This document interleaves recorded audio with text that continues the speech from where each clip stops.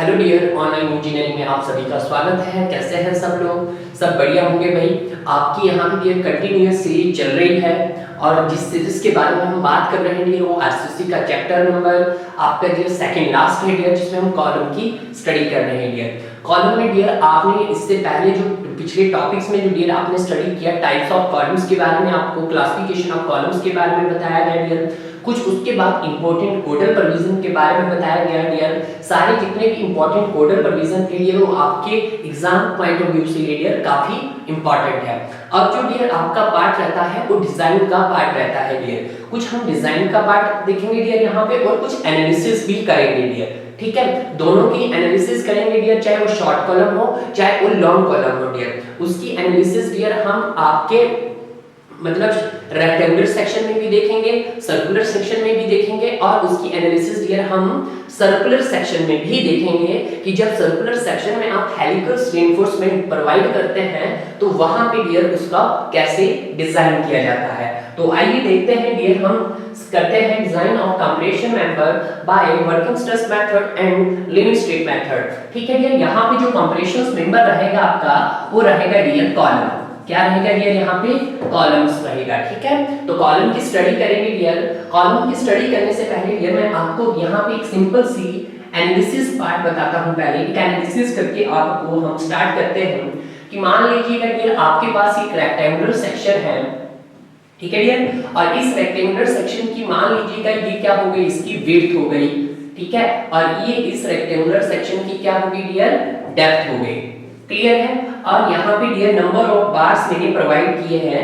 Number of bar dear 1 and that is 2 and 3। इसके columns में मैंने प्रोवाइड किए हैं, आप सभी को पता है, ज्यादा भी हो सकते हैं बट मैंने आपको भी समझाने के लिए इसमें कितने नंबर ऑफ बार प्रोवाइड किए हैं डियर? 4 किए हैं। थोड़ा सा इसको डियर डार्क कर देता हूँ, ठीक है, नहीं तो डक्ट लगेगा आपको। अगर मैं इसको खाली छोड़ूंगा तो आपको क्या लगेगा डियर? ये डक्ट लगेगा। तो यहाँ पे मैंने इसको एक AST डाल दिया है, नंबर ऑफ स्टील बार। और डियर अब बात किसकी कर रहे हैं? हम बात कर रहे हैं कंप्रेशन मेंबर। तो सारा का सारा ये जोन होगा जो कॉलम का, सब किसके अंदर होगा? कंप्रेशन जोन के अंदर होगा डियर। तो जब ये कंप्रेशन जोन के अंदर होगा डियर तो इसका क्या आएगा? Area of steel in compression zone आएगा डियर। ठीक है, एक तो एरिया ऑफ स्टील कंप्रेशन होगा डियर यहाँ पे, और यहाँ पे हो सकता है डियर आपका यहाँ पे कुछ ना कुछ भाई कंक्रीट भी तो होगा यहाँ पे, और आपका डियर यहाँ पे क्या होगा? कंक्रीट भी होगा। ठीक है, इतना तो आप सभी जानते हो यार कि सर कंक्रीट भी डाला जाएगा। बिल्कुल, तो मैं इसको कंक्रीट को लिख देता हूं area of concrete in compression zone. ठीक है डियर, तो ये आपने ये एनालिसिस किया कि पूरा का पूरा जो कॉलम का जो सेक्शन है वो कैसा है डियर? हमारे पास कंप्रेशन मेंबर है, तो पूरा का पूरा जो इसका एनालिसिस रहेगा वो डियर कंप्रेशन रहेगा, ना कि टेंशन रहेगा। क्या रहेगा? कंप्रेशन रहेगा। तो कंप्रेशन रहने के बाद यहाँ पे एक चीज याद रखना कि इसका ओवरऑल एरिया सबसे पहले हम निकालेंगे। तो इसका डियर ओवरऑल एरिया की हम बात करते हैं, दैट इज ए क्या हो जाएगा डियर? इसका ओवरऑल एरिया। ओवरऑल एरिया, या तो डियर इसको ओवरऑल एरिया बोलो, या इसको मैं क्या बोल देता हूं? एजी बोल देता हूं। एजी बोले तो ग्रॉस एरिया ज्यादा बेटर रहेगा। क्या बोल दिया डियर? Gross area.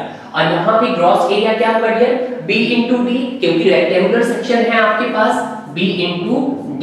अगर डियर हम रेक्टेंगुलर सेक्शन देखें या स्क्वायर सेक्शन देखें, दोनों की एनालिसिस सेम होगी डियर, कुछ भी चेंज नहीं होगा इसके अंदर। ठीक है डियर, तो B and D gross area के बाद आपको यहाँ पे ग्रॉस एरिया मिल गया। और दूसरा एरिया देखता हूं मैं dear, area of concrete in compression zone. ACC क्या है डियर आपके पास? एरिया। देखिएगा मैं आपको समझा रहा हूँ, बहुत सारे स्टूडेंट इसकी मतलब इसको याद नहीं कर पाते। तो A का मतलब हो गया एरिया ऑफ, C का मतलब हो गया concrete, area of concrete, C का मतलब हो गया इन कंप्रेशन।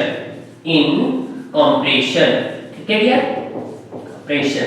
ठीक है डियर, उसके बाद डियर तो area of concrete in compressions. उसके बाद डियर यहाँ पे ASC है।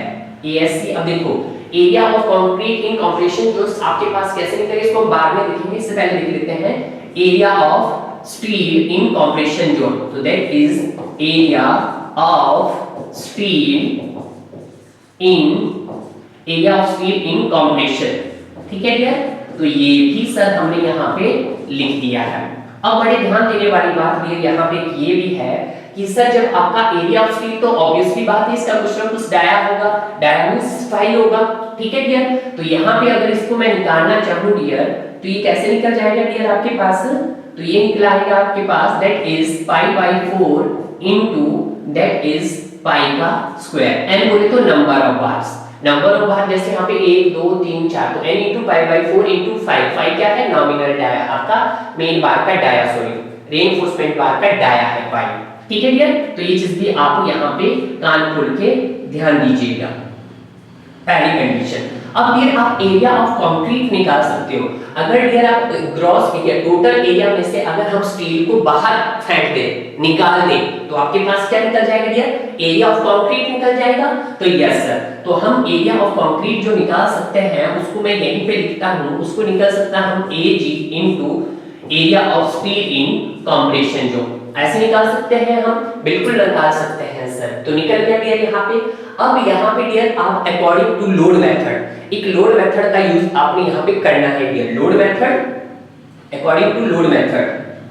तो यहाँ पे dear according to load method, कि लोड मेथड क्या बोलता है डियर आपके पास, according to the load method, load method कुछ नहीं बोलता डियर, ये आपकी स्ट्रेंथ को कैलकुलेट करता है।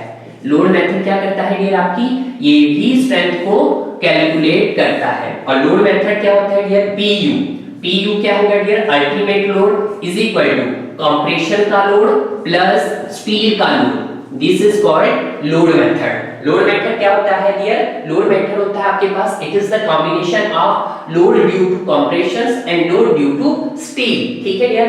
और आपको यहाँ पे जो ये लोड है डियर, ये किसके कॉरस्पॉन्ड लिया जाता है, स्ट्रेंथ के कॉरस्पॉन्ड लिया जाता है। जैसे डियर आपको यहाँ पे कुछ आइडियाज होगा कि स्ट्रेंथ के कॉरस्पॉन्डिंग डियर कुछ इंपॉर्टेंट पॉइंट्स यहाँ पे देखे थे कि स्ट्रेस क्या होता है डियर, P इनटू एरिया, तो P क्या आ जाएगा डियर आपके पास, स्ट्रेस इनटू एरिया। तो डियर जब लोड अकॉर्डिंग के मेथड में हम पीसी निकालेंगे, पीसी बोले तो लोड ड्यू टू कंक्रीट, यानी कि स्ट्रेस ड्यू टू कंक्रीट निकालेंगे डियर हम, तो क्या निकल के आ जाएगा आपके पास, stress due to concrete in compression, compression की बात हो रही है तो स्ट्रेस F हो गया, stress due to concrete in compression, area होगा डियर आपका, तो area of concrete in compression, ठीक है डियर। तो ये तो बात किसकी होगी डियर आपकी, जब आपका कंक्रीट है, और जब स्टील हो जाएगा डियर तो PS is equal to stress of steel in compression into area of steel in compression. तो स्ट्रेस भी किसकी होगी, स्टील की होगी, और एरिया भी किसका होगा, स्टील का होगा। तो डियर अगर मैं इसी कंडीशन को यहाँ पे इसी कंडीशन को डियर यहाँ पे पुट अप करता हूँ, तो आपके पास जो फाइनल रिलेशन बन जाता है dear, PU is equal to PC क्या है आपके पास, FCC into ACC plus FCC into FSC, sorry steel वाली बात आ रही भाई, तो हम स्टील वाली बात करेंगे ना, तो दैट इज प्लस, तो यहाँ पे हो जाएगा डियर आपके पास FSC into ASC, area of steel in compression zone. तो ये डियर आपके पास यहाँ पे फाइनल कंडीशंस बनी है, यानी कि लोड मेथड की डियर, ठीक है। तो इसको क्या कर दो डियर, हमने इसको क्या कर दिया, मैंने एक अपने टेबल में एक तरह से बंद कर दिया है। अभी यहाँ तक किसी को कोई डाउट नहीं रहना चाहिए, सिंपल किया है। लोड मेथड क्या बोलते हैं कि सम ऑफ द लोड मतलब कंक्रीट का लोड एंड स्टील के लोड को ऐड कर दो, ऐड करने के बाद डियर आपको पता है। अब डियर यहाँ पे FCC और FSC क्या है, ये चीज काफी रोचक रहने वाली है डियर। अभी तक डियर आपने स्ट्रेस ड्यू टू कंक्रीट पढ़ा होगा और स्ट्रेस ड्यू टू स्टील पढ़ा होगा, बट डियर अभी तक आपने ये चीज नहीं पढ़ी होगी कि stress due to steel in compression zone and stress due to steel in compression zone. इससे पहले हम बात जो करते थे वो टेंशन की भी करते थे और कंप्रेशन की भी करते हैं, और दोनों की एनालिसिस की एक ही करते थे। बट आपका मेंबर कैसा है डियर, प्योरली कंप्रेशन है, और जब प्योरली कंप्रेशन है डियर तो उस कंडीशन के अंदर हम क्या करते हैं डियर, एट ए स्ट्रेन।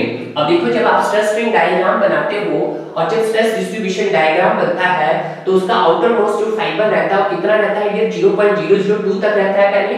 तो at up to strain up to, note point लिखो डियर यहाँ पे, note at a point up to कहां तक डियर आपका, at a point up to 0.002 strain, ठीक है, 80 पॉइंट अप टू 0.00 स्ट्रेन तक। तो आपका एफसीसी कितना रहता था डियर? आपको ये पहले पढ़ा चुका हूं मैं, तो रहता था 0.45 एफसी के रहता था डियर। वही कंडीशन एफएससी क्या रहता था सर? एफएससी क्या रहता था आपके पास? वो रहता था 0.67, सॉरी अलग अलग रहता था सबके लिए, 0.87 FY किसके लिए रहता था? 250 के लिए रहता था, FE 250 के लिए रहता था, पूरा लिखता हूं, ठीक है, FE 250 के लिए रहता था डियर। क्लियर है? उसी तरह से डियर नेक्स्ट 0.79 FY किसके लिए रहता था डियर आपके पास? FE 415 के लिए रहता था, ठीक है। बहुत सारे स्टूडेंट को ये पता नहीं होता है। एंड 0.745 किसके लिए रहता था डियर? ये FE 500 के लिए रहता था। तो डियर यहाँ पे से तो हमें कंफ्यूजन हो गई है कि सर हम 0.87 FY कब लें, या 0.79 FY लें, या 0.745 F लें। तो डियर इसका आप कॉम्पिटिशन मेंबर में क्या लेंगे डियर? एवरेज लिया जाता है। तो एवरेज कितना लिया जाएगा डियर? That is 0.75 FY। तो यहाँ से डियर आपको FCC भी मिल गया और FSC भी मिल गया। तो लोड जो था आपके पास dear that is PU is equal to PC plus PS, यही था डियर। और यहाँ पे डियर आपके पास PC कितना था? PC था sir FCC into ACC plus आपके पास FSC इंटू ASC। अगर डियर मैं FCC की वैल्यू यहाँ पे पुट करता जाऊँ, FCC की वैल्यू कितनी है dear? 0.45 FCK into ASC। ASC की वैल्यू पुट कर, सॉरी ACC की वैल्यू आप पुट कर सकते हैं पर अच्छा नहीं लगेगा। ACC एरिया ऑफ कंक्रीट आपको निकालना बता दिया है, प्लस FSC, तो इसका क्या लिया जाएगा डियर? 0.75 FY ASC, ठीक है डियर। तो ये आ गया डियर। तो ये क्या है आपके पास डियर? अल्टीमेट लोड आया डियर, आपका लोड फैक्टर से ये आई आपकी अल्टीमेट स्ट्रेंथ इसकी, जो आपने पीछे कैलकुलेट किया है डियर। क्लियर है? तो यहां तक तो किसी को कोई डाउट नहीं रहना चाहिए, किसी को कोई प्रॉब्लम नहीं रहना चाहिए। तो ये क्या आ गई डियर? इसकी अल्टीमेट लोड कैरिंग कैपेसिटी। तो ये क्या आ गई डियर? इसकी अल्टीमेट लोड कैरिंग कैपेसिटी। तो यहां पे भी लिख सकता हूं मैं ultimate load carrying capacity, ultimate load carrying capacity, ठीक है डियर। तो ये कितनी आ गई डियर आपके पास? PU is equal to PC plus PS is equal to FCC ACC plus FSC ASC। तो यहाँ पे पुट कर दिया। बट ये जब भी कभी आप कॉम्पिटिशन की बात करेंगे डियर और कॉलम की बात करेंगे डियर, तो आपको मैंने बताया है कि कॉलम कम से कम उसको मिनिमम इसेंट्रिसिटी के लिए तो डिजाइन करते ही करते हैं, क्योंकि कम से कम मिनिमम इसेंट्रिसिटी की काम से कम वहां पे डियर 5% तो इसेंट्रिसिटी, लेस देन 5% इसेंट्रिसिटी के लिए तो हम अपने कॉलम को डिजाइन कर ही सकते हैं। तो डियर अगर मैं यहाँ पे एक पॉइंट लिखूं, एक इंपॉर्टेंट लाइन यहाँ पे मेंशन करके अगर लिख दूं कि all the column should be designed for the minimum eccentricity, तो ये भी लिखता हूं पॉइंट, ऑल द कॉलम्स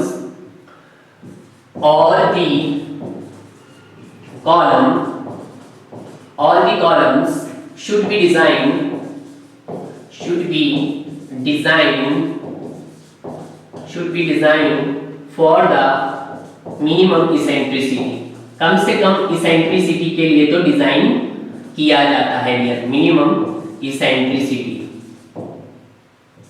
ऐसा नहीं होता कि उसको आप डिजाइन ही नहीं करो डियर, कम से कम उसको मिनिमम इसेंट्रिसिटी के लिए तो डिजाइन किया ही जाता है।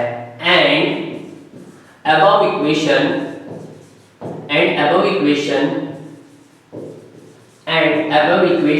of the load carrying capacity of column, load carrying capacity of the column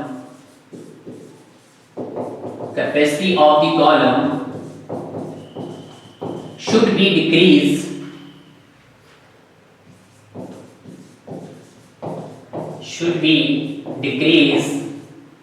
10%। जो above इक्वेशन है डियर उसको क्या कर दो? डिक्रीज कर दो 10%, 10% रिड्यूस कर देंगे डियर। हम क्या कर देंगे कि above इक्वेशन, तो above इक्वेशंस क्या थी डियर आपके पास? तो that is PU is equal to 0.45 FCK into ACC plus 0.75 FY ASC, ये थी डियर। तो इसी इक्वेशंस को क्या कर दो डियर, 10% रिड्यूस कर दो। तो डियर जब इसको मैंने 10% रिड्यूस किया, 10% मतलब 0.90 से मल्टीप्लाई कर दो, इसको पूरी इक्वेशन को 0.90 से मल्टीप्लाई कर दो, तो आपके पास क्या बन जाएगा dear, PU = 0.44 FCK ACC plus 0.67 FY ASC।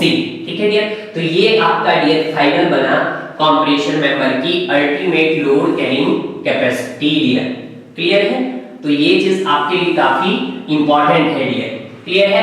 हालांकि सभी यही चीज करते हैं, लर्न करते हैं, यही चीज सभी को याद रहती है, बट डियर सभी को ये पता नहीं होता, क्योंकि यहाँ पे डियर आपके पास एग्जामिनर आपके साथ खेल सकता है कि जो आपके पास ऑल द कॉलम को आप जो मिनिमम इसेंट्रिसिटी के लिए डिजाइन करते हैं डियर, तो उस समय load carrying capacity of the column should be reduced 10%। ये क्वेश्चन डियर आपके क्वेश्चन में आ सकता है असर्शन एंड रीजन क्वेश्चन में, कि जब आप ये असर्शन और रीजन की क्वेश्चन करोगे तो वहां पे इस टाइप के क्वेश्चन अक्सर बनते हैं डियर, क्योंकि ये स्टेटमेंट बोल दिया जाएगा कि ultimate load carrying capacity of column should B design 4.4 FCK ACC plus 0.67 FY ASC, और रीजन में ये लिखा जाएगा कि all the column should B design for the minimum eccentricity and above equation of the load carrying capacity of column should be decrease 10%। तो इसका कहने का मतलब है कि अगर वो ऐसा बोल रहा है तो उसकी स्टेटमेंट दोनों ही सही है, असर्शन का प्रॉपर रीजन उसने इसके अंदर दे दिया है। क्लियर है? तो यहाँ पे डियर हमें दो स्ट्रेसेस मिल चुकी है आपके पास, एक मिल चुकी है डियर आपके पास 0.45 FCK 0.45 FCK, और एक स्टेटमेंट मिल चुकी है डियर 0.67 FCK। इससे पहले डियर आपको क्या लर्न रहती थी, सबके लिए अलग-अलग लर्न रहती थी। कंक्रीट के लिए 0.45 FCK रखते थे, स्टील के लिए आप डियर मोस्टली 0.87 FY रखते हैं डियर, बट वो तो तब थी डियर एक सिंपल केसेस थे, नॉर्मल केस था कि आधा मेंबर आपका टेंशन में जा रहा है, आधा मेंबर आपका कंप्रेशन में जा रहा है। बट यहाँ पे क्या हो रहा है, all the members in compression, compression reasons के अंदर है, तो उस समय 0.45 FCK क्या रिप्रेजेंट करता है, तो stress of concrete in compression member क्या होगा dear, stress of concrete in compression member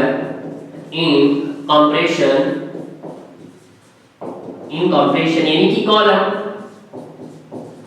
क्या होगा डियर आपके पास, दैट इज 0.4 FCK होगा डियर। ठीक है, और उसी तरह से डियर जो होगा stress of steel in compression, किसके केस में डियर, कॉलम के केस में वो कितना होगा डियर आपके पास 0.67 FCK सॉरी FY। क्लियर है डियर? तो ये चीजें यार भूलना नहीं है, ठीक है। बहुत सारे स्टूडेंट इस पे रेक्टिफिकेशन लगाएंगे तो आपने रटना नहीं है इसको, बड़े अच्छे से इसको डियर आपको मैंने इसकी पूरी डेप्थ तक जितना मैं जा सकता था उतना बताया, और इससे बाहर चाहे कोई भी एग्जाम वनडे एग्जाम उठा लो आपका ये क्वेश्चन पूछ सकता है कि stress of concrete in compression and stress of steel in compression is due two is 4 FCK 0.67 FCK दोनों भी पूछ सकता है, और सिंगल भी पूछ सकता है, इंडिविजुअल भी पूछ सकता है। क्लियर है? तो इस तरह से डियर ये तो आपका किस पे था, सर ये किसके लिए एप्लीकेबल है, सर ये जो इक्वेशन है आपके 0.4 FCK ACC 0.67 FY ASC, ये तब है डियर जब आपका कॉलम कौन सा डिजाइन कर रहे हो, if column should B design rectangular, if column should B design rectangular, कि जब आपने कॉलम को कैसे डिजाइन किया, फिर column should B design short column की बात कर रहे होंगे जब आप, ठीक है। तो आप ये वाली फॉर्मूला लगाएंगे, ठीक है डियर। और शेप कैसे होगी डियर, शेप किस शेप के लिए ये प्रेफर है, शेप हो सकती है डियर आपके पास रेक्टेंगुलर के लिए भी यही फॉर्मूला लगेगा, रेक्टेंगुलर के लिए भी यही लगेगा, एंड स्क्वायर के लिए भी डियर यही लगेगा। तो यहाँ पे तो एक चीज क्लियर हो गई कि जब आपका कॉलम सर शॉर्ट कॉलम हो तो 0.4 FCK ACC plus 0.67 FY ASC किसके लिए लगेगा, रेक्टेंगुलर और स्क्वायर शेप के लिए भी यही फॉर्मूला एप्लीकेबल होगा एंड शॉर्ट कॉलम के लिए भी यही फॉर्मूला एप्लीकेबल होगा। ठीक है, अब आपके माइंड में एक क्वेश्चन फिर से फ्रेम हो गया होगा डियर कि सर जब ये शॉर्ट कॉलम के लिए है तो लॉन्ग कॉलम के लिए क्या होगा, सॉरी सर्कुलर कॉलम के लिए क्या होगा, तो सर्कुलर कॉलम के लिए हम हेलिकल्स प्रोवाइड करते हैं, तो उस केस में क्या होगा डियर, अब वो चलते हैं डियर। ठीक है, अब उस केस में हम देखते हैं डियर, अगर आपका क्या है, ये तो शॉर्ट कॉलम के लिए एप्लीकेबल है और शेप कैसी हो, रेक्टेंगुलर हो और स्क्वायर हो।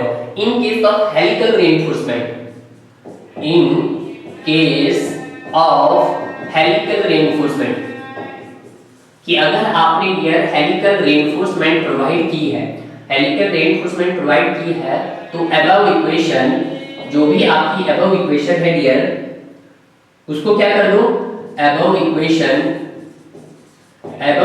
कौन सी, मतलब load carrying capacity of short column, load carrying capacity of the long column, sorry short column, of short column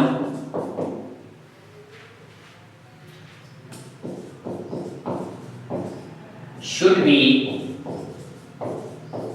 increase 5%। तो उसको अबव इक्वेशन को क्या कर दो, क्या लिखा मैंने, in case of helical reinforcement, तो above equation load carrying capacity of short column should be increase 5% in the circular section, in the circular section dear, in the circular section, clear है ना। तो ये काफी इंपॉर्टेंट पॉइंट्स है dear आपके लिए, ये चीज याद रखना। तो अबव इक्वेशंस देखते हैं कौन सी थी डियर, तो PU is equal to 0.4 FCK is, that is area of concrete in compression plus 0.67 FY into ASC। कुछ यही थी डियर आपके पास, देख लेते हैं पीछे कोई गलत ना हो जाए डियर हमारा, तो कुछ यही थी 0.45 FCK ASCC plus 0.67 FY ASC। ठीक है डियर, इसी इक्वेशंस को क्या कर दो डियर आप 5% इंक्रीज कर दो, तो 5% इंक्रीज करने का मतलब डियर PU, अब वहां पे 10% रिड्यूस किया यानी कि 0.9 से उसको मल्टीप्लाई कर दिया होगा, अब इसको क्या कर दो डियर 5% इंक्रीज कर दो यानी कि इसको मल्टीप्लाई कर दो 1.05 से, is 0.4 FCK is ACC plus 0.67 FY ASC। Clear है डियर, तो ये हमने इसको ब्रैकेट से क्लोज कर दिया है। अब इसको जब आप सॉल्व करोगे डियर तो ये कितना आ जाएगा 0.42 FCK ASC, sorry ACC plus 0.67 की जगह क्या हो जाएगा डियर आपका 0.70 FY ASC। ठीक है डियर, तो ये आपके पास एक फाइनल रिलेशंस बन गया है डियर हमारे पास। ठीक है, तो इस तरह की प्रॉब्लम्स है डियर जो आपको हमेशा एग्जाम में पूछी जाएगी। अब यहां से क्वेश्चन और बनता है डियर, अब 0.42 था डियर आपके पास, मैंने पहले 0.4 बताया था, तो 0.4 वहां पे क्या था, stress of concrete in compression, जब आपका मेंबर कैसा हो, कॉलम हो और शेप कैसी हो, रेक्टेंगुलर।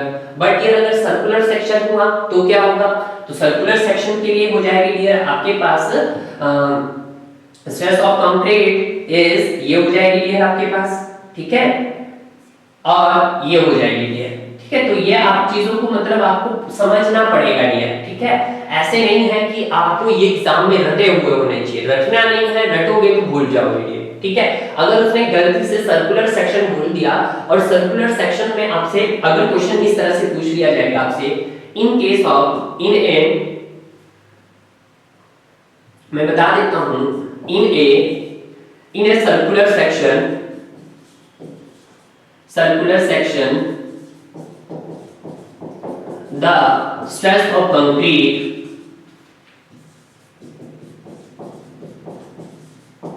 in compression क्या होगा, ये भी पूछ सकता है डियर, और दूसरा फिर पूछेगा, इन रहने देता हूं। ठीक है, ये मैं आपको बताने की कोशिश कर रहा हूं डियर ताकि आपका कोई भी वनडे एग्जाम में क्वेश्चन गलत ना हो जाए। सर्कुलर सेक्शन है आपके पास, सर्कुलर सेक्शन है, the stress of steel in compression. ठीक है, वहां पे क्या था, रेक्टेंगुलर सेक्शन था और स्क्वायर सेक्शन था। The stress of concrete in compression पूछा है डियर, तो उस केस में क्या होगा, 0.42 एफसीके होगा, 0.42 एफसीके होगा डियर। और स्टील कितना होगा, 0.70 एफसीके होगा। ठीक है, तो यहाँ पे डियर क्वेश्चंस यहीं पे खेलता है एग्जामिनर, आपसे यहीं पे देखता है वो आपको कि आपने कितनी डेप्थ में जाके स्टडी की है, आपके बेसिक स्ट्रांग है या नहीं है, या आपने तुक्का लगाया है ये। ठीक है, तो इस तरह से ये हमारा यहाँ पे मैंने किसको डिजाइन किया, आपको ये केस करवाया हेलिकल्स वाला, और हेलिकल मतलब सर्कुलर सेक्शन के लिए डियर ये बहुत यूजफुल है डियर। क्लियर है डियर। अगले जो टॉपिक्स की जो हम बात करते हैं डियर, अगले टॉपिक में डियर हम वर्किंग स्ट्रेस मेथड्स की स्टडी करेंगे।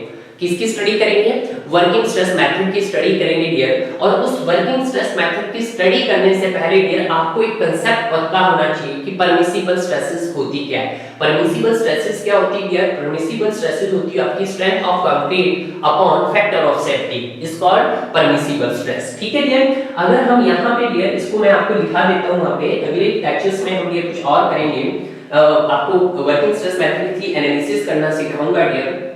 तो यहाँ पे डियर परमिसिबल स्ट्रेसेस को देख लेते हैं हम पहले। तो हेडिंग डालूंगा मैं dear, that is permissible stresses. वैसे तो ये बताया है डियर परमिसिबल स्ट्रेस। ठीक है डियर, तो परमिसिबल स्ट्रेस की बात करते हैं डियर हम जब, तो यहाँ पे डियर एक टेबल है डियर, आपको ये टेबल काफी इंपॉर्टेंट है और इस टेबल को डियर याद रखना आपको। ठीक है, परमिसिबल स्ट्रेसेस में सबसे पहले आता है डियर आपके पास ग्रेड ऑफ कंक्रीट। क्या आता है डियर, ग्रेड ऑफ कंक्रीट आता है डियर। और ग्रेड ऑफ कंक्रीट के बाद आता है डियर आपके पास permissible stress of concrete in compression. Permissible stress in concrete in compression. ठीक है डियर, तो यहाँ पे मैं लिख देता हूँ परमिसिबल स्ट्रेस सिग्मा। सिग्मा को किससे डिनोट करते हैं, परमिसिबल स्ट्रेस से। Permissible stress concrete in compression, concrete in compression and permissible stress concrete of bending in compression. ठीक है, ये बेंडिंग इन कंप्रेशन है, ये कंक्रीट इन कंप्रेशन है। अगर कंक्रीट इन कंप्रेशन की बात करेंगे तो किसमें यूज किया जाएगा, कॉलम के अंदर यूज किया जाएगा। अगर कंक्रीट इन बेंडिंग इन कंप्रेशन की बात किया जाएगा तो बेंड की बात कर रहा है तो बीम में इसका यूज किया जाएगा डियर। ग्रेड ऑफ कंक्रीट आपके पास होता है डियर M15 होता है, M20 होता है डियर आपके पास, M25 होता है आपके पास, M30 होता है डियर आपके पास। मैं ज्यादा नहीं होगा आपके लिए, M40 तक लेके चलता हूं, सॉरी M35 हो गया आपके पास एंड M40 हो गया डियर। आप इसको ले जा सकते हो बहुत आगे। जब भी डियर आपके पास permissible stress of concrete in compression निकालोगे, कंक्रीट इन कंप्रेशन निकालोगे तो याद रखना डियर यहाँ का जो फैक्टर ऑफ सेफ्टी रहता है, कंप्रेशन के अंदर फैक्टर ऑफ सेफ्टी डियर 4 रहता है और बेंडिंग के अंदर फैक्टर ऑफ सेफ्टी कितना रहता है डियर आपका 3 रहता है। तो यहाँ पे डियर आपके पास क्या हो जाएगा, FCK divided by factor of safety हो जाएगा आपका परमिसिबल स्ट्रेस। तो यहाँ पे भी क्या हो जाएगा dear, FCK divided by factor of safety. तो यहाँ का फैक्टर ऑफ सेफ्टी 3। देखो पहला वाला M15, FCK कितना है M15। पहले वाले के केस में 15/4 करेंगे डियर, तो क्योंकि फैक्टर ऑफ सेफ्टी आपकी कंप्रेशन की कितनी है 4 है और आपके पास बेंडिंग की कितनी है 3 है। ये मान के चलना अपनी ये होती भी इतनी है। ठीक है, ताकि आप कभी गलत ना करो। तो डियर M15 जो होता है उसका कितना आएगा, पहले वो देखिएगा। तो डियर आप जब M15/4 करोगे तो कितना आएगा आपका 4 ये 12, 3.8 के समथिंग आएगा, इनकी राउंड ऑफ 4 ही आएगा डियर आपके पास। मेगा पास्कल में आएगी इसकी सारी, दैट इज मेगा पास्कल, यानी कि न्यूटन पर mm स्क्वायर में आएगी। तो ये भी आपके पास मेगा पास्कल में आएगी। ठीक है, पहले इसकी कर लेते हैं। 20 है 20/4 तो कितना आ गया 5 आ गया। 20/4 को किया तो 5 आ गया डियर। 25/4 किया तो आपका 6 का 24 6 पॉइंट समथिंग आ गया, 6.12 तो 6 आ गया। 30 को किया डियर तो 7 7 का 28, 7 4 28 तो 207, तो ये आपका 8 के समथिंग आया होगा। ठीक है, डिवाइड बाय 4 करना बस आपको, टेबल है आपके लिए। अब आपको 35 डिवाइड बाय 4 करोगे तो कितना आएगा आपके पास 9 के आसपास 8 पॉइंट समथिंग आएगा, यानी कि 9। 40 के आसपास करोगे तो 40/4 तो आपके पास कितना आएगा 10। मैंने सबका राउंड ऑफ लिख दिया। अब आपको जब बेंडिंग इन कंप्रेशन निकालोगे तो इसके लिए M15 के लिए क्या करना पड़ेगा आपको, 15 को 3 से करना पड़ेगा तो 5 आ जाएगा, ठीक है। अब यहां से यहां जाएगा ना ये, ठीक है डियर। उसी तरह से जब हम दूसरा करेंगे 20 डिवाइडेड बाय 3 तो 7 आ जाएगा डियर आपके पास, 25 डिवाइडेड बाय 3 तो आपके पास 8.5 आ जाएगा डियर, ठीक है। और 25 ओके आगे पीछे ना हो जाए भाई, थोड़ा सा इसको यहाँ पे लिख दूं, इसको डियर यहाँ पे लिख दूं 6 एंड इसको यहाँ पे लिख दूं 8.5 और 30 किया डियर तो आपके पास 30/3 10 आ गया और 35/3 किया तो 11 पॉइंट समथिंग आ गया, यानी कि 11.5 आ गया होगा डियर। अगर आपने 40 किया 40 डिवाइड बाय 3 तो 12 13 के आसपास आया होगा डियर, क्लियर है। तो इस तरह से आया होगा, यानी सिंपल कर देना आपने। अगर आपसे बेंडिंग पूछा, परमिसिबल स्ट्रेस इन बेंडिंग इन कंप्रेशन पूछा तो आपने डिवाइडेड बाय 3 कर देना, ग्रेड को 3 से डिवाइड कर देना। अगर आपके पास कंप्रेशन ऑफ कंक्रीट पूछा तो आप डिवाइडेड बाय 4 कर देना डियर, ठीक है। अगर आपको टेबल याद भी ना रहे तो ये चीज तो याद रखना है डियर। इसका जो यूज होता है डियर, हम इस वाले का यूज मोस्टली हम कॉलम के अंदर करते हैं। इसका यूज हम कहां करते हैं, कंप्रेशन मेंबर में करते हैं, यानी कि कॉलम में करते हैं इस वाले चार्ट का। और इस वाले चार्ट का यूज हम मोस्टली कहां करते हैं डियर, यूज इन बेंडिंग में करते हैं, यानी कि बीम के अंदर करते हैं डियर, ठीक है। जब आप बीम की स्टडी करोगे तो इस वाले चार्ट की स्टडी करोगे, कॉलम की स्टडी करोगे तो इस वाले चार्ट की स्टडी करोगे डियर, ठीक है। तो ये हो गया डियर आपका परमिसिबल स्ट्रेसेस ऑफ कंक्रीट का। उसी तरह से डियर आपके पास अगर परमिसिबल स्ट्रेसेस ऑफ स्टील के बारे में देखते हैं डियर, नेक्स्ट आता है डियर आपके पास परमिसिबल स्ट्रेस ऑफ स्टील के बारे में देखते हैं डियर हम। तो इसके क्या आ जाएगा, तो आपको सभी को पता है कि Fe 250 होता है डियर आपके पास, तो इसके लिए कितना आएगा 150 न्यूटन पर mm स्क्वायर, ठीक है डियर। अगे पहले बता चुका हूं मैं डियर आपके पास Fe 415 एंड Fe 500 के लिए कितना आएगा आपके पास, दैट इज 190 न्यूटन पर mm स्क्वायर आएगा डियर, ठीक है। तो ये सारी चीजें हैं डियर जो आप कर सकते हैं डियर। तो ये लोड मेथड से डियर आपको एनालिसिस भी बताई, एक तरह से सिंपल अगर देखा जाए तो एलएसएम से भी इसी तरह से डिजाइन है, एलएसएम की डिजाइनिंग करवाई डियर आपको। अगला जो वीडियोस आएगा डियर आपका, उसमें हम वर्किंग स्ट्रेस मेथड की एनालिसिस को ट्राई करेंगे डियर। तो इस तरह से डियर हमने जो अपना स्टडी कंप्लीट कर ली है, एनालिसिस कर दी है परमिसिबल स्ट्रेसेस। आपका ये चार्ट आपके लिए काफी इंपॉर्टेंट है, मंडे एग्जाम के लिए this chart is very useful, ठीक है डियर। तो आप इस चार्ट को कभी मत भूलिएगा, ठीक है। आगे चलते हैं डियर, आगे आप देखते हैं डियर हम वर्किंग स्ट्रेस मेथड से इसकी एनालिसिस को कैसे किया जाएगा dear. Working stress method according to working stress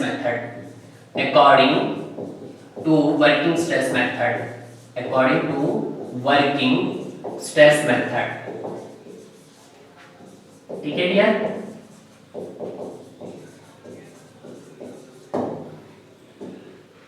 तो इसको वर्किंग स्ट्रेस मेथड की कंपैरिजन में करते हैं डियर। तो वर्किंग स्ट्रेस मेथड में भी वो क्या बोलता है कि उसने सेक्शन लिया है, जैसे डियर उसने लिया था तो इसने भी बिल्कुल एजिटेड सेक्शन ही लिया होगा, लोड फैक्टर मेथड की तरह है। ज्यादा मत सोचना है कि कुछ एक्स्ट्रा होगा, बिल्कुल ऐसे ही ले लिया जैसा आपका वर्किंग स्ट्रेस मेथड था, सॉरी पिछले वाला एनालिसिस लोड मेथड था।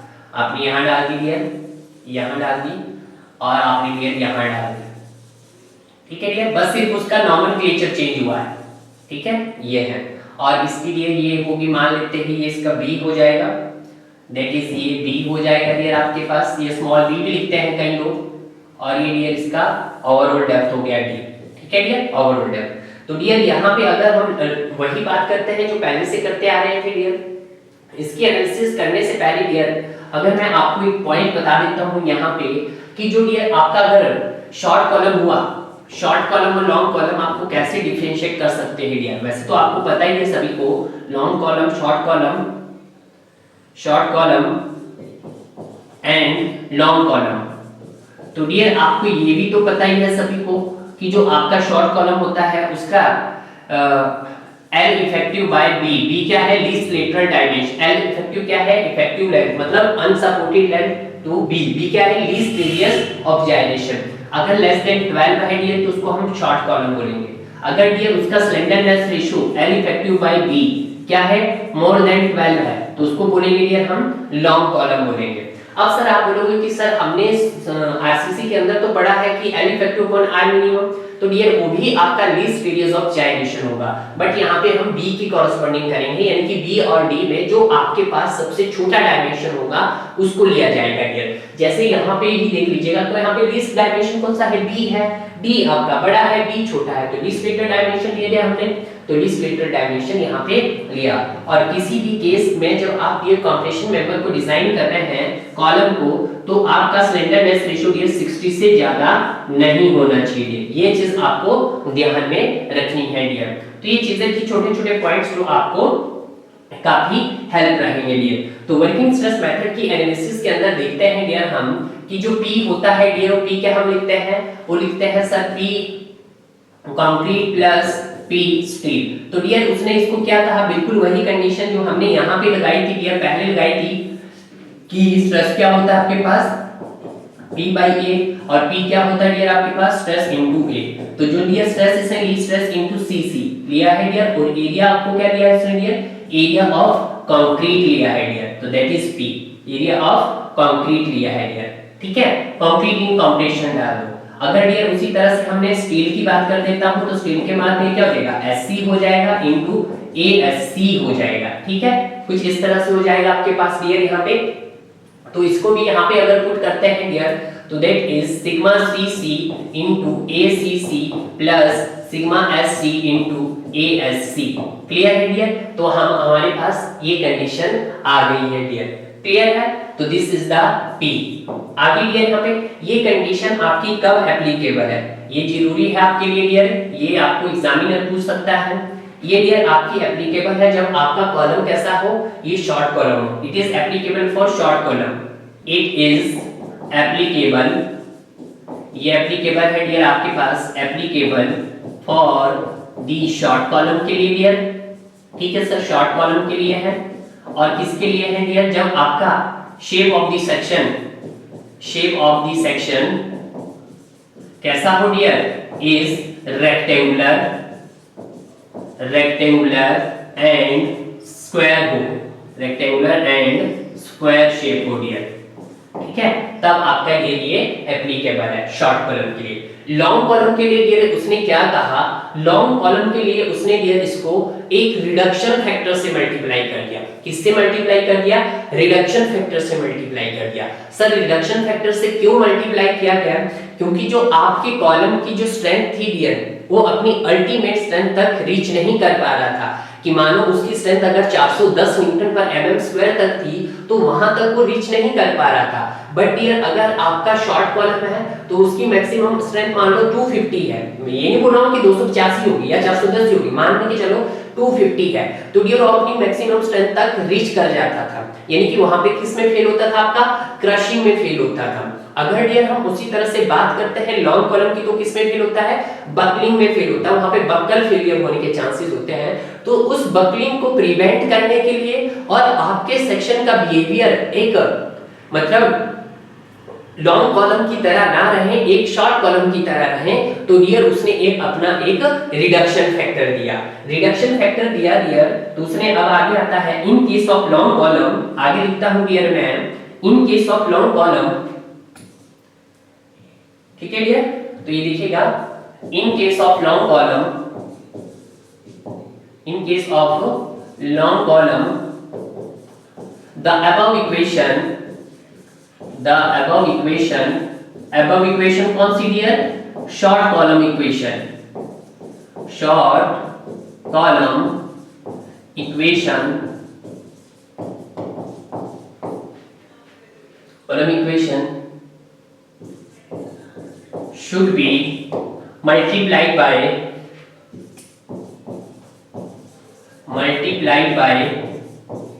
किससे मल्टीप्लाई करना पड़ेगा डियर, इसको मल्टीप्लाई बाय रिडक्शन फैक्टर से, ठीक है, it is the multiply by reduction factor, reduction factor, और रिडक्शन फैक्टर क्या है डियर, दैट इज CR।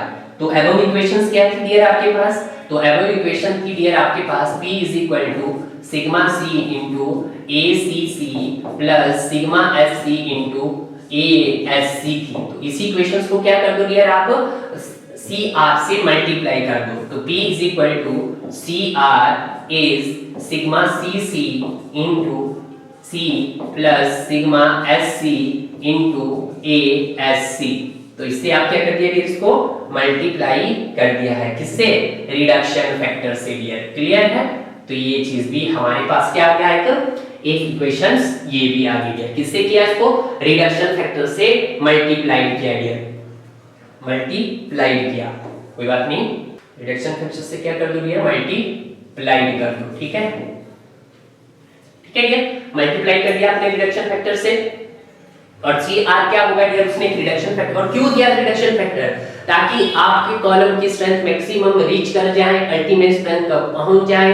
और दूसरा डियर, आपके कॉलम का बिहेवियर जो बक्कल होने की सोच रहा था डियर, कभी इधर टिल्ट हो रहा था, कभी इधर टिल्ट हो रहा था, वो टिल्ट ना होके डियर पंच की तरह बिहेव करे, मतलब एक क्रश की तरह बिहेव करे, मतलब एक कंप्रेशन में सॉरी एक शॉर्ट कॉलम की तरह उसको रखा जाएंगे। क्योंकि शॉर्ट कॉलम को पता है आपकी उसकी स्ट्रेस बेरिंग कैपेसिटी भी ज्यादा होती है डियर। ठीक है, लोड को भी ज्यादा कैरी कर सकता है डियर। ठीक है, तो इसीलिए वहां पे उसने एक रिडक्शन फैक्टर को मल्टीप्लाई किया। तो CR भी क्या है डियर आपके पास, रिडक्शन फैक्टर, रिडक्शन फैक्टर है डियर हमारे पास। और ये जो CR जो रिडक्शन फैक्टर होता है डियर आपके पास, दैट इज ये दिया जाता है 1.25 minus L effective divided by 160 R minimum। R minimum क्या है डियर आपके पास, least radius of gyration. R minimum क्या है डियर आपके पास, लीस्ट रेडियस ऑफ जायरेशन है डियर R minimum। ठीक है डियर, और R minimum कैसे निकलेगा डियर आपके पास, R minimum निकल जाएगा, लीस्ट रेडियस ऑफ जायरेशन निकल जाएगा root upon I minimum upon area. तो यहाँ पे डियर आपका सेक्शन कैसा था, रेक्टेंगुलर था, कुछ इस तरह से सेक्शन था डियर हमारे पास, पीछे बनाया था हमने। और यहाँ से लेके यहाँ तक ये क्या था डियर आपके पास, B था। ये क्या था डियर आपके पास, दैट इज B था। और ये सेक्शन क्या था डियर आपके पास, दैट इज D था। B के कॉरस्पॉन्डिंग आपने y के अलोंग आपने क्या किया, सेक्शन को कट किया। तो I मिनिमम क्या हो जाएगा डियर आपके पास, I मिनिमम हो जाएगा सर जिसके अलोंग कट किया उसका क्यूब कर दो। तो B के अलोंग कट किया तो क्या हो जाएगा, DB क्यूब। तो ये हो जाएगा डियर आपके पास DB क्यूब बाय 12। एरिया कितना है डियर, B into D, तो that is B into D। तो डियर B से B कैंसिल हो गया, आपके B क्यूब है, B स्क्वायर बचा आपके पास डियर, B से B कैंसिल हो गया, D से D कैंसिल हो गया, B स्क्वायर। तो आपके पास क्या बचा डियर, यहाँ पे बचा root of that is B square divided by 12। ये बचा डियर, स्क्वायर से स्क्वायर कैंसिल हो गया, B का स्क्वायर हट गया डियर, तो आपके पास क्या आ गया, B बाय रूट 12 बच गया डियर। तो B बाय रूट 12 डियर जब आप यहाँ पे पुट करोगे तो that is 1.25 minus L effective divided by 160 की जगह R मिनिमम की जगह आपने क्या पुट किया, B बाय 12। तो 160 into B बाय 12 तो कितना आ जाएगा डियर आपके पास, 48B समथिंग आ जाएगा डियर। जब इस वाली इक्वेशंस को B बाय 12 डियर आप यहाँ पे पुट करोगे, R मिनिमम की वैल्यू यहाँ पुट करोगे डियर, तो आपके पास फाइनल CR कितना आ जाएगा, 1.25 minus L effective by 48B आ जाएगा डियर। तो ऐसा मत सोचना कि आपके पास तो least radius of gyration sorry reduction factor ये भी दे सकता है, ये भी दे सकता है, आपको कन्वर्जन आनी चाहिए डियर, और वो आपको सेक्शन बना के भी दे सकता है, ये भी ध्यान दीजिएगा। अभी मैंने आपको सेक्शन दे दिया, हो सकता है DB की जगह वहां पे D पुट कर दे, हो सकता है D की जगह L पुट कर दे, B की जगह P पुट कर दे। ठीक है, तो इस तरह से एग्जामिनर अक्सर बच्चों के साथ खेलता है। ठीक है, वो डायरेक्ट भी दे सकता है और नहीं भी दे सकता है डियर। तो इसको हम क्या करेंगे डियर, रिडक्शन फैक्टर से करेंगे। ये किसके लिए एप्लीकेबल है, लॉन्ग कॉलम के लिए। और जब लॉन्ग कॉलम की शेप कैसे हो डियर, लॉन्ग कॉलम की शेप आपके पास कैसी हो, या तो रेक्टेंगुलर हो, या तो रेक्टेंगुलर हो फिर, या फिर क्या हो, स्क्वायर हो, रेक्टेंगुलर हो या फिर स्क्वायर हो। ठीक है सर, ये तो हमें पता लगा सर रेक्टेंगुलर और स्क्वायर हो। अगर डियर आपको हमें इसको किसके लिए, सर्कुलर सेक्शन के लिए बनाना हो, तो पिछले वाला भी तो आप सर्कुलर सेक्शन के लिए बना सकते हैं। जैसे ये तो सर आपने किसके लिए बनाया, शॉर्ट कॉलम को किया, शेप ऑफ सेक्शन किसके लिए किया आपने डियर, रेक्टेंगुलर के लिए और स्क्वायर के लिए। अगर डियर इसी को आपने किसके लिए बनाना है, इसी को डियर आपने सर्कुलर सेक्शन के लिए बनाना है, तो इसको आप सर्कुलर सेक्शन के लिए बना दोगे, बिल्कुल बना दोगे डियर। सर्कुलर सेक्शन करने के लिए इसको क्या करना पड़ेगा डियर, आपको 1.05 से मल्टीप्लाई करना पड़ेगा। तो इसको क्या कर देंगे dear, in case of circular section, in case of circular section, circular section of the short column, of the short column, ठीक है। सर्कुलर सेक्शन है बट कॉलम कैसा है, सर्कुलर का छोटा है, तो उस कंडीशन में आप क्या कर दोगे डियर, इसका 1.05 से मल्टीप्लाई कर दोगे। तो P is equal to 1.05 is sigma cc into acc plus sigma sc into asc, ठीक है डियर। शॉर्ट कॉलम के लिए होगा सर्कुलर सेक्शन में सिर्फ 1.05 से मल्टीप्लाई कर दिया डियर। उसी तरह से डियर जब आपने लॉन्ग को किया, अब लॉन्ग को, ये तो आपने लॉन्ग के लिए किया, रेक्टेंगुलर और स्क्वायर सेक्शन के लिए, इसी को डियर अगर सर्कुलर बनाना है तो आप इसको क्या कर दो, 1.05 से मल्टीप्लाई कर दो। तो आगे डियर इसको भी आप लिख सकते हैं, इन case of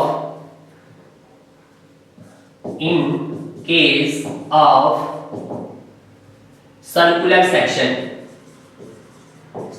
section for the long column, the above equation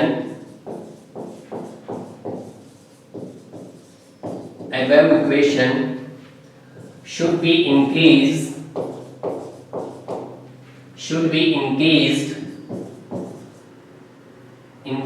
by 1.05, should be increased by 5%। तो देखते हैं अब इक्वेशंस क्या है क्लियर आपके पास, that is P is equal to क्या है क्लियर, भूल गया भाई, okay yes, sigma cc into acc plus sigma sc into asc।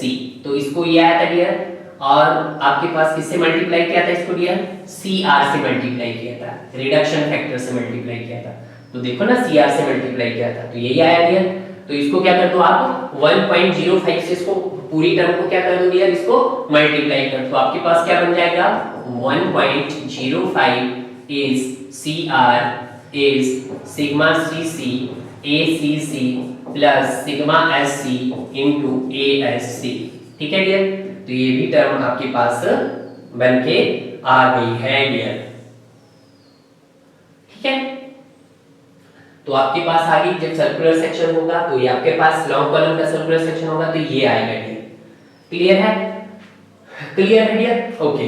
यहां तक तो डियर आपको कोई डाउट नहीं होना चाहिए, यहाँ पे भी आगे डियर हम ये भी रिडक्शन फैक्टर भी आप पुट भी कर लो, रिडक्शन फैक्टर ये भी आगे, वैसे इतना पूछा नहीं जाता है डियर आपसे, पर कोई बात नहीं, फिर भी आपको पता होना चाहिए डियर, ठीक है। अब आता है कंपोजिट सेक्शन, अब आता है कि कौन सा आपका कंपोजिट सेक्शन, ठीक है, that is composite section. Composite section में आपने क्या किया था, एक रेक्टेंगुलर सेक्शन आपने बनाया था डियर, और इस रेक्टेंगुलर सेक्शन में डियर आपने क्या किया था, एक ऐसे सेक्शन का इंट्रोड्यूस किया था डियर, नीचे आ गया थोड़ा, कोई बात नहीं, आपने सही से बनाना है, ठीक है, मेरे से सही से नहीं बन रहा है तो कोई बात नहीं, नीचे आ गया, नीचे टच नहीं होना चाहिए, बोलोगे सर ने टच करवा दिया है, ठीक है, कोई बात नहीं। आपने एक यहाँ पे मान लो ऐसे सेक्शन का इंट्रोड्यूस करवा दिया डियर, मानो मैंने यहाँ पे एक आई स्ट्रक्चरल एलिमेंट का इंट्रोड्यूस करवा दिया, स्ट्रक्चरल स्टील सेक्शन कैसा इंट्रोड्यूस करवाना डियर, आपको यहाँ पे ये स्ट्रक्चरल स्टील सेक्शन का इंट्रोड्यूस करवाना, स्ट्रक्चरल स्टील सेक्शन है डियर, इसका इंट्रोड्यूस कराना, और ये क्या होगा dear, should not be greater than 20% of the gross area of the section dear. ये क्या होना चाहिए डियर, ये आपके पास 20% से ज्यादा नहीं होना चाहिए, जो भी आपने यहाँ पे स्ट्रक्चरल स्टील सेक्शन इंट्रोड्यूस करवाया वो डियर आपका 20% से gross area, total 20% of gross area से ज्यादा नहीं होना चाहिए। अगर इसका डियर मान लो आपके पास 100 mm² का एरिया आ रहा है तो इसका डियर 20 से ज्यादा नहीं होना चाहिए मान के चलो। अगर इसका डियर 200 है तो ये 40 से ज्यादा नहीं होना चाहिए डियर, ठीक है। अब ये जब आपने स्ट्रक्चरल सेक्शन डाला है, यहाँ पे स्ट्रक्चरल स्टील सेक्शन डाला तो इसका कोई डियर कोई ना कोई एरिया भी होगा, तो एरिया ऑफ मेंबर, यानी कि आपने ऐसे स्ट्रक्चरल स्टील सेक्शन या मेंबर का इंट्रोड्यूस किया, ठीक है। और एम होगा तो ऑब्वियसली बात है उसका जब एम होगा तो ऑब्वियसली बात उसकी स्ट्रेस, उसकी कुछ ना कुछ परमिसिबल स्ट्रेस भी होगी, तो permissible stress of the member लिख देता हूं डियर, क्लियर है। तो इसको कैसे डिजाइन करेंगे डियर, हम पहले शॉर्ट कॉलम के लिए देखेंगे। इन case of short column, first in case of short column rectangular and circular shape, rectangular and square shape, तो उसके लिए हम कैसे यहाँ पे करेंगे, तो इसके लिए ध्यान देना आपने। तो यहाँ पे कंडीशंस आपके पास क्या रहेगी in case of short column, तो यहाँ पे dear P is equal to PC plus PS और मेंबर का वैल्यू आ जाएगा डियर आपके पास PM आ जाएगा, क्लियर है डियर। अगर हम यहाँ पे देखें डियर PS क्या होता है आपके पास sigma CC into ACC plus sigma SC into ASC plus, अब मेंबर की बात आएगी तो मेंबर का क्या आएगा area of member into stress of the member, clear है डियर। तो ये किसके लिए आ गया डियर आपके पास, ये वाला हमारे पास आ गया डियर किसके लिए, मेंबर्स के लिए, किसके लिए आ गया मेंबर के लिए, सॉरी शॉर्ट कॉलम के लिए। और जब आपका सेक्शन रेक्टेंगुलर हो, स्क्वायर रेक्टेंगुलर शेप का हो एंड स्क्वायर शेप का हो डियर, तो वहां पे डियर ये वाला फार्मूला आपको यूज करना होगा। अगर डियर इसको लॉन्ग कॉलम बनाना है, इसी कंपोजिट सेक्शन को अगर लॉन्ग बनाना है तो इसको क्या करना पड़ेगा डियर, इसको रिडक्शन फैक्टर से मल्टीप्लाई करना पड़ेगा। तो इसको क्या करते हैं डियर, हम इसको रिडक्शन फैक्टर से क्या कर देते हैं, मल्टीप्लाई कर देते हैं। तो इन केस ऑफ, तो ये भी आपको थोड़ा सा यहाँ पे लिख देते हैं, इन केस ऑफ लॉन्ग कॉलम, ठीक है डियर। तो ये चीज आपको याद रखना, अगर आपके पास लॉन्ग कॉलम है, द अबव इक्वेशन जो ऊपर वाली इक्वेशन है dear, above equation should be क्या बोला गया, in case of composite long column, composite section of long column, the above equation should be multiplied by, किससे मल्टीप्लाई करना पड़ेगा डियर, रिडक्शन फैक्टर से, कोएफिशिएंट ऑफ रिडक्शन फैक्टर से, ठीक है, कोएफिशिएंट ऑफ रिडक्शन फैक्टर, ठीक है डियर। तो इसको मल्टीप्लाई करना पड़ेगा आपको कोएफिशिएंट ऑफ रिडक्शन फैक्टर से, जो हमने क्या दिया गया यहाँ पे CR दिया। रिडक्शन फैक्टर भी बोल सकते हैं, मैंने यहाँ पे देखो पीछे हमने coefficient of reduction factor CR, coefficient of reduction factor, यहाँ पे सामने लिखा reduction factor, coefficient of reduction factor लिख देता हूँ, ठीक है, कोएफिशिएंट ऑफ रिडक्शन फैक्टर, ठीक है डियर, रिडक्शन फैक्टर यानी कि coefficient of reduction factor, coefficient of reduction factor, clear है। तो यहाँ पे आपको कोई दिक्कत नहीं होगी अब। तो इसको क्या करना पड़ेगा डियर, अबव इक्वेशन को आपको करना पड़ेगा। तो अबव इक्वेशंस क्या थी डियर आपके पास, तो P is equal to sigma CC into ACC plus sigma SC into ASC plus AM, sorry sigma वाले लिख रहा हूं पहले, तो sigma SM sigma M, material की बात कर रहे हैं डियर हम, sigma permissible stress in material into area of material, ठीक है डियर। तो ये आया था डियर, और इसको किससे मल्टीप्लाई किया था हमने, ये तो अबव इक्वेशन आई थी, ठीक है। इसी इक्वेशन को किससे मल्टीप्लाई कर दो डियर, आप CR से मल्टीप्लाई कर दो, तो that is sigma CC ACC plus sigma S3 ASC plus sigma SM into AM, clear है डियर।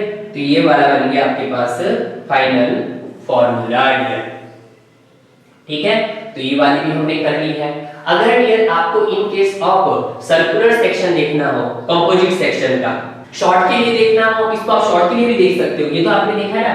अब इसी को देखना है, अगर इसी को आपको शॉर्ट, ये देखा आपने शॉर्ट कॉलम देखा जब रेक्टेंगुलर और स्क्वायर हो, अगर ये इसी को आपको सर्कुलर के लिए देखना हो, अगर इसी को सर्कुलर के लिए देखना हो तो इसको क्या कर दो डियर, आप 1.05 से मल्टीप्लाई कर दो, ठीक है, 5% इंक्रीज हो जाएगा, ठीक है, करने की जरूरत नहीं है, आप खुद भी कर सकते हो डियर। अगर डियर आपके पास in case of composite section है लॉन्ग कॉलम का, और सेम कैसे होगी, आपके पास स्क्वायर होगी या रेक्टेंगुलर होगी, तो उस केस में आएगा dear A. But in case of circular, ये भी लिख देता हूं मैं, in case of circular section, circular composite section, composite section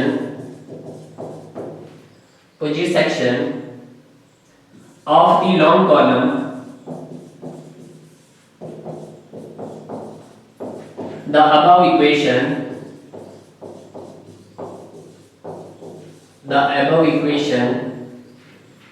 should be